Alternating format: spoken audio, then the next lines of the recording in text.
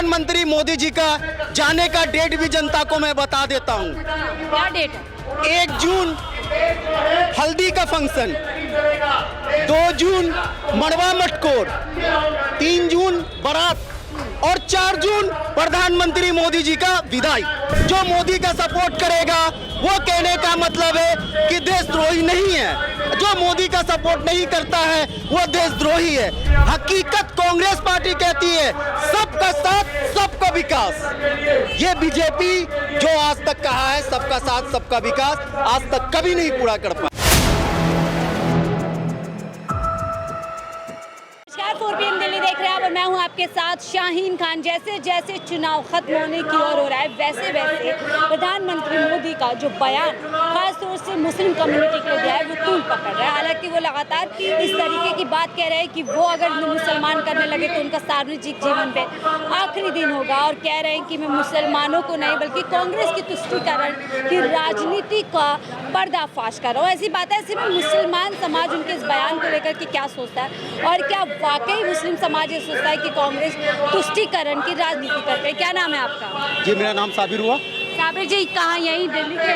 नहीं, दिल्ली के नहीं, बिहार के रहने वाले, दिल्ली में रहते हैं, यहाँ पे जामा मस्जिद में। साबिर जी, जो बयानबाजी इस समय चल रही है, प्रधानमंत्री मोदी जी ने जो राजस्थान में बयान दिया और अभी तक लगातार पर्सनल इंटरव्यू में बोले, कैसे उस बयान को देखते हैं? देखिए, सबसे पहले मैं एक बात कहना चाहूँगा कि प्रधानमंत्री जो बोलते हैं उसका कोई जवाब ही नहीं समझ में आता है। वो ज़्यादा करके कहने का मतलब है जाति धर्म का ज़्यादा बात करते हैं। तो आप अगर प्रधानमंत्री मोदी जी कुछ कह रहे हैं देश की जनता को, तो देश की जनता का पूरा कीजिए। आपने देश की जनता से वादा किया था, आपने देश की जनता से वादा करके निभाया था कि मैं ये करूँगा, 2 करोड़ रोजगार दूंगा, गरीबी खत्म कर दूंगा, 100 दिन में काला धन वापस ले आऊंगा। बहुत ऐसे प्रधानमंत्री कहने का मतलब है वादा किए थे, और आज के डेट में यहाँ पे दिल्ली में जेपी अग्रवाल जी खड़े हैं और एक तरफ भाजपा से कहने का मतलब है कि प्रवीण खंडवाल जी खड़े हैं, जो कहा जाए कि वो एक व्यापारी हैं।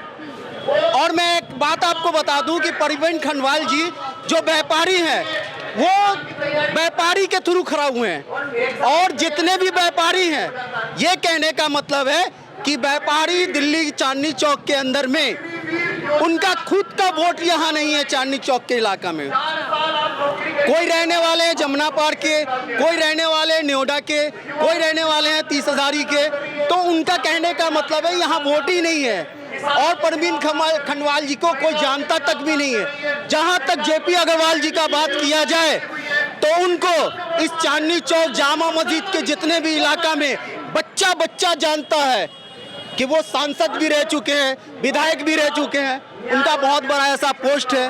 और मैं आपको एक बात और मैं कह दूंगा, बहुत ऐसी जनता है, बहुत ऐसी बात करना चाहते हैं।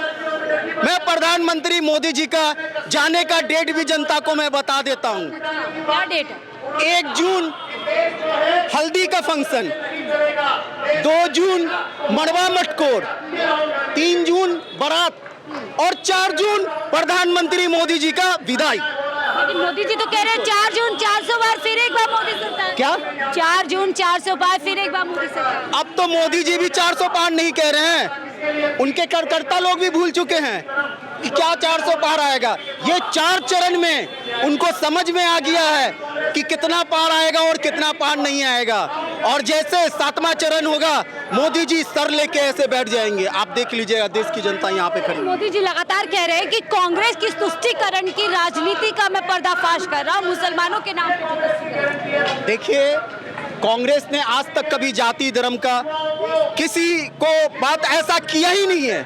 आप ये 9 साल 10 साल के अंदर में देख लें कि प्रधानमंत्री मोदी जी ना जाने क्या क्या किसी को क्या क्या नहीं बोले। कहने का मतलब है कि कभी हमारे सिख भाई को आतंकवादी, उग्रवादी, कभी मुस्लिम भाई को हमारे कहने का मतलब है कि कहते हैं कि देशद्रोही है। जो मोदी का सपोर्ट करेगा वो कहने का मतलब है कि देशद्रोही नहीं है, जो मोदी का सपोर्ट नहीं करता है वो देशद्रोही है। तो ये कहाँ का इंसाफ है, जरा आप हमें बताएं। ठीक है, इन बयानों को कैसे देखते हैं जहां मोदी जी कह रहे हैं कि कांग्रेस आ जाएगी तो मुसलमानों में संपत्ति बांट देगी हिंदू समाज में?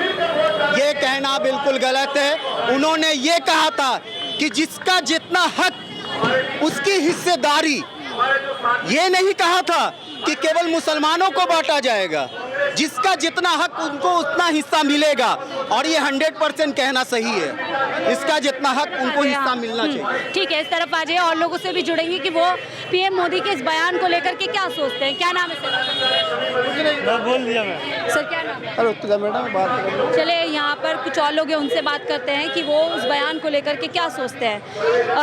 सर क्या नाम है आपका? फ़हीम नाम है, मोहम्मद फ़हीम। मोहम्मद फ़हीम, आप कैसे उस बयान को देखते हैं जो प्रधानमंत्री मोदी जी ने मुसलमान समाज के लिए दिया? देखिए, सबसे पहले तो मैं आपके चैनल के माध्यम से मैं धन्यवाद बोलना चाहता हूं आपके चैनल को, और देखो चैनल के लिए धन्यवाद बोलना चाहता हूं। सबसे पहले प्रधानमंत्री मोदी जी के लिए सब जुमलेबाजी। 10 साल हो गए हिंदुस्तान की जनता को 10 साल हो गए बैठते हुए। आज हिंदुस्तान की जनता इस तरफ आ गई है। हमारे किसान भाइयों को देखो, हमारे जो किसान भाई हैं उनकी क्या हाल हुआ। जो हमारे किसान भाई हैं उन किसान भाइयों से पूछो क्या नाम है, उनकी कैसी मौत हुई है।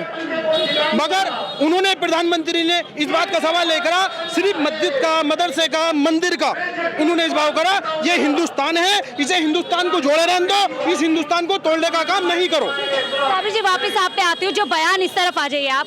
जो बयान लगातार दे जा रहे हैं, पहले बयान दे देते हैं, फिर एक पर्सनल इंटरव्यू में कहते हैं कि मैंने कभी मुसलमान हिंदू नहीं किया, जिस दिन करूंगा सार्वजनिक जीवन का मेरा अंत हो जाएगा।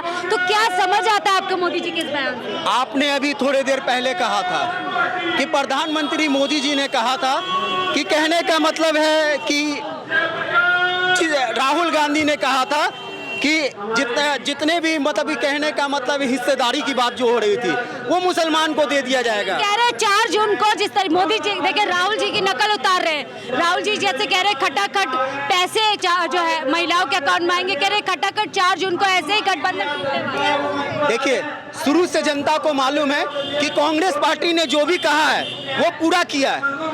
भाजपा जुमले की दुकान है, ये जनता जान चुकी है, और फिर से दोबारा मौका देकर हमें देश की जनता को खतरे में नहीं लाना है, देश के संविधान को खतरे में नहीं लाना है, परिवर्तन करना है, और परिवर्तन करना बिल्कुल जरूरी है।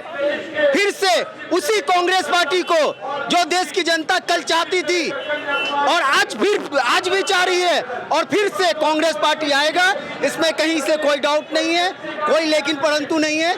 आप 4 जून को आपको रिजल्ट मालूम चल जाएगा। बड़ा बयान दे रहे आरक्षण को लेकर के भी कि धर्म के नाम पर आरक्षण, जब तक मैं जिंदा हूँ कांग्रेस को नहीं देंगे। देखिए, आरक्षण की जहां तक बात होती है तो ये सही बात है, आरक्षण सबको बराबर मिलना चाहिए, चाहे वो हिंदू हो, मुस्लिम हो, सिख हो, ईसाई हो, राजपूत हो, भुइयार हो, ठाकुर हो, सबको आरक्षण मिलना चाहिए।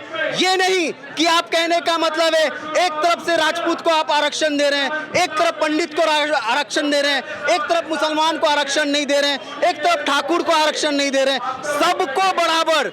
और कांग्रेस पार्टी कहती है, हकीकत कांग्रेस पार्टी कहती है, सबका साथ सबका विकास। ये बीजेपी जो आज तक कहा है सबका साथ सबका विकास, आज तक कभी नहीं पूरा कर पाए। कह रहे कांग्रेस सिर्फ मुसलमानों की बात करती है, मुसलमानों के नाम पे राज करती है। देखिए, मुसलमान की बात किया जाए तो ऐसा नहीं है। आपको ऑलरेडी मालूम होना चाहिए कि हिंदुस्तान के अंदर में कितने % मुसलमान हैं, 20 से 22%, 25%। तो एक बात बताइए, कांग्रेस पार्टी की जब सरकार बनी थी तो क्या ये 20-22% से सरकार बन गई थी? नहीं ना, सभी लोगों ने मिलकर कांग्रेस पार्टी को 70 साल तक रखा, और फिर से सभी जाति के लोग मिलकर इस बार भी कांग्रेस पार्टी को रखेंगे। साबिर जी बड़ा बयान दे रहे हैं कि जनता को डिसाइड करना है कि वोट जिहाद से डलेंगे या राम के नाम पे डलेंगे। जिहाद कर कौन रहा है? आप किसको बोल रहे हैं प्रधानमंत्री मोदी जी? आपका साफ साफ निशाना यहाँ पे मुस्लिम कौम के ऊपर आपका निशाना लगता है। आप जिहाद का नाम ले रहे हैं। जिहाद का मतलब समझते हैं? जिहाद किसको कहा जाता है? जिहादी वो होते हैं जो आतंकवादी वगैरह वो होते हैं। क्या हिंदुस्तान के अंदर में जो मुसलमान हैं वो आतंकवादी है जो आप जिहाद का नाम ले रहे हैं? नहीं, आप हमें ये जरा बात बताइए। बिल्कुल नहीं, ये गलत है।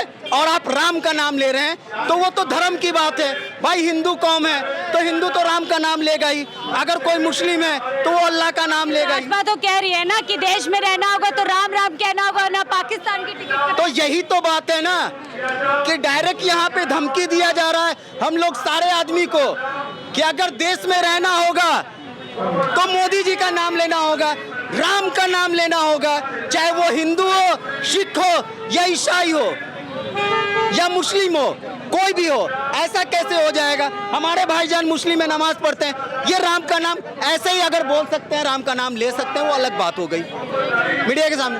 लेकिन आप कह रहे हैं, यहाँ तो क्लियर दिखाई देता है कि आप जाति को बदलने वाला काम कर रहे हैं। आप सारे लोगों को कह रहे हैं कि राम का नाम लेना होगा, ये कितनी बड़ी गलत बात है, ये बताइए। ठीक है, तो आपके हिसाब से गठबंधन जो है बिल्कुल बिल्कुल मैडम 100। आपका क्या नाम है सर? मेरा नाम मौलाना जफर साहब है। मौलाना जी, आपको क्या लगता है जो इन दिनों बयान दे रहे हैं मोदी जी, खासतौर से मुस्लिम कम्युनिटी के लिए, कैसे देखते हैं इसको? मोदी हमारे प्रधानमंत्री हैं, इस एतबार से हम उसका इज़्ज़त एहतराम करते हैं, लेकिन उनका बयान बिल्कुल नाकाबिल कबूल है, क्योंकि वो देश का प्रधानमंत्री है, पूरे देश का गार्जियन है, जिम्मेदार है। और देश में जितने भी लोग हैं, चाहे मुसलमान हैं, इससे हट करके वो कौन है?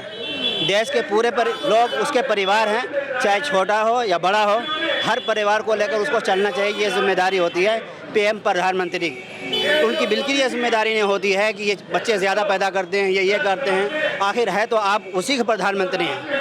ये प्रधानमंत्री के लिए बिल्कुल ये शोभा नहीं रहता है कि इस तरह का बयानबाजी वो करें। वो कह रहे हैं कि मैंने मुसलमानों के लिए बयान नहीं दिया, बल्कि कांग्रेस की तुष्टीकरण की राजनीति का पर्दाफाश। नहीं, वो आज की दुनिया में हर इंसान समझदार है, अक्लमंद है, वो बातों को समझ जाता है कि वो कौन इंसान क्या कह रहा है। आज की दुनिया वो नहीं है जो 100 साल पीछे आदमी कुछ भी कह दे वो समझे नहीं, ऐसा नहीं है। उसकी बात से हर बात वाज़ेह हो जाती है, समझ नुकसान होगा मोदी जी को। हाँ बिल्कुल, मोदी जी को नुकसान होगा, क्योंकि आदमी को या इंसान को बेवकूफ़ चंद साल के लिए बनाया जा सकता है, लेकिन हमा वक्त वह इंसान बेवकूफ़ नहीं बनकर रहेगा किसी के बात पर। हर इंसान समझदार आज की दुनिया में है और वो समझ रहा है कि इस सरकार से मुझे कितना फ़ायदा हुआ है, कितना नुकसान हुआ है और कितने जुमलेबाजी इस सरकार ने की है। हर सवाल क्या लगता है, इस बार बदलाव की सरकार आ रही है फिर? हाँ बिल्कुल, लोगों के दरमियान, चूँकि मेरा रहना होता है, हम पढ़ाना करते हैं, मस्जिद वगैरह में इमामत करते हैं, नोएडा से मैं इमामत करता हूँ।